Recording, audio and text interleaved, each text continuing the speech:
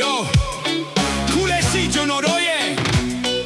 မြန်မာပြည်မှာရှိနေတဲ့ကြောင်းရာလေးတစ်ချို့ပြောပြခြင်းပါတယ်ဒီမှာလေမြန်မာပြည်မှာလေ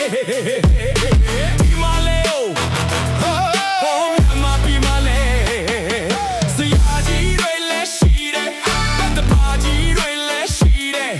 အပါကြီးညာကြီးကောင်းကြီးတွေလည်းရှိတယ်အမေရိကန်တွေလည်းရှိတယ်ချမ်ပန်တွေလည်းရှိတယ်ဘာဆိုညာဆုံးလူဆိုတွေလည်းရှိတယ်ဘယ်နေရာပဲကဘာမှမရှိတဲ့အရာတွေစုံလင်မြန်မာပြည်မှာရှိတယ် Hey hey အမြင်မတော်ရင်တော့ဆဲတယ်အမြင်တော်တော့လဲဆဲတယ်ဘာသာညာသာဟောစားတွေလည်းရှိတယ်ဟာဟာအာစီအများရဲ့လေတယန်စားရများပေါ်ကျွဲမြို့ကြီးလိုက်တော့တောင်ကတုံးတွေပဲရှိတယ်ဟဲ့မနာ